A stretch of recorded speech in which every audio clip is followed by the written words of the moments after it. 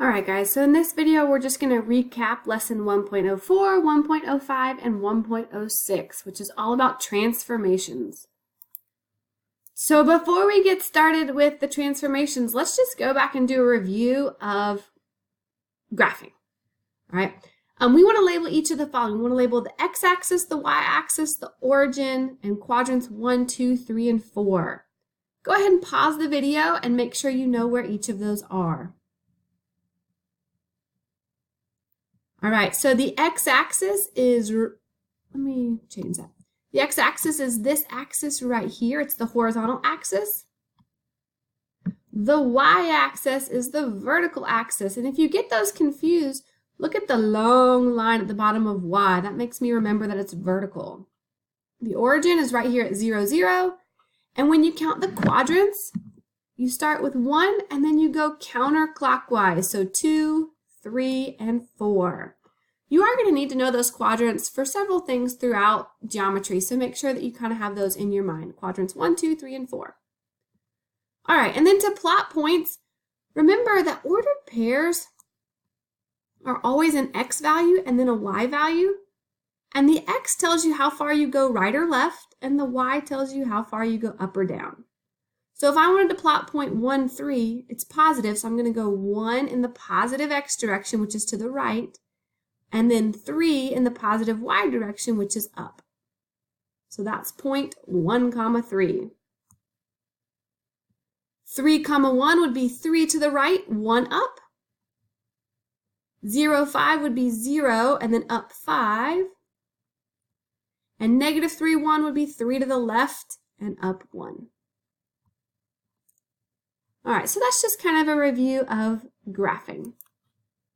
Now let's talk about our transformations. Right now, we're only looking at rigid transformations. And what rigid means is it keeps the same shape and the same size. You could also call them isometric. But basically, you're just, imagine cutting out shapes and moving them. You're not changing the size. You're not making it bigger or smaller. You're not stretching one of the sides or shrinking another side. The shape is staying the exact same. It's just moving. So our 3 ways of moving it are rotations, where you turn it, reflections, where you flip it, or translations, where you slide it. Those are our 3 rigid transformations. That means they keep that same shape and same size. So we're going to look a little bit more closely at some of those transformations. So let's start with a translation. Remember, a translation is when you're sliding it. We want to use the given rule to transform the figure, then describe the transformation. So here's our rule. It tells us that x is going to stay the same, and then for the y value, you're going to add 3. So if you look here at our pre-image, which was this original triangle, all we did to figure out the image was we took our y value and we added 3. 3 plus 3 is 6. Add 3 here. 3 plus 1 is 4. You add 3 here, and that's also 4. And basically what that did is it took our pre-image and it moved it up 1, 2, 3 spaces. So this is a translation up 3 units. If you look at this next one, it tells us to take the x value and subtract 2, and then keep the y the same. So you would take each of your x values, you would subtract 2 to get your new x value. And if you do that, that's going to move each point 2 to the left if you subtract 2 from each x value. So that's going to translate it to left. Here we're taking our y value and we're subtracting 4. That's going to move it down 4 spaces. So just kind of a quick summary of translations. Anytime you add to the x value, you're moving it right. Anytime you subtract from the x value, you're moving it left. If you add to the y value, you're moving it up. And if you subtract from the y value, you are moving it down. All right, let's also take a look at reflections. Remember, reflections are flips. We're flipping it. If we flip across the y-axis, remember this is the y-axis. So if we want to flip across the y-axis, we're going to keep the y value the exact same. Notice it doesn't go up or down any. The y value is the same. But what changes is the x value. This point went from -1 to +1. This one went from -4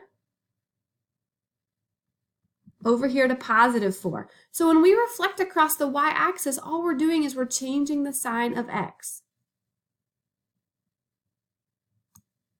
So when you reflect across, oh, this is written wrong. This should say x-axis. So when we reflect across the x-axis, now if we take a look at our points,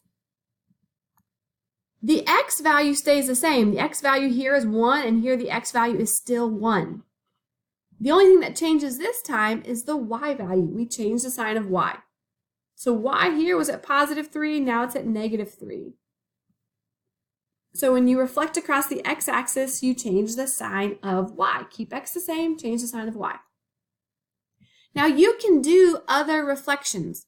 Just because our examples are reflecting across the x and the y-axis, I want to be really clear that you can flip it across anything. So like if I had, let's see, if I had this triangle, I could reflect it across the line y equals x.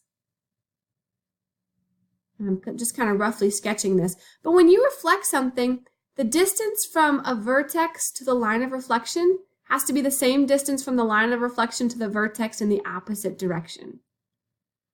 So you can flip or reflect a figure over any line.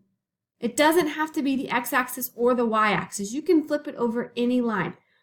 And so if I wanted to reflect something across the line y equals 2, what I would do is I would graph that line first. So on the y-axis at 2, I'm going to have a line going through that.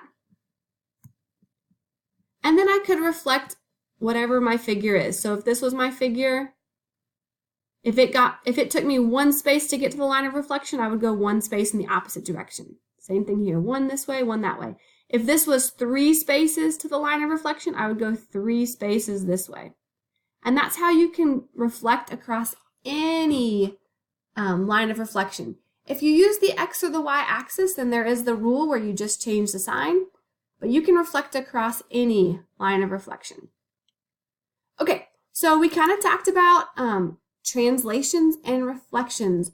You are going to get into some more transformations next week, but I wanted to go ahead and put these mapping rules up here.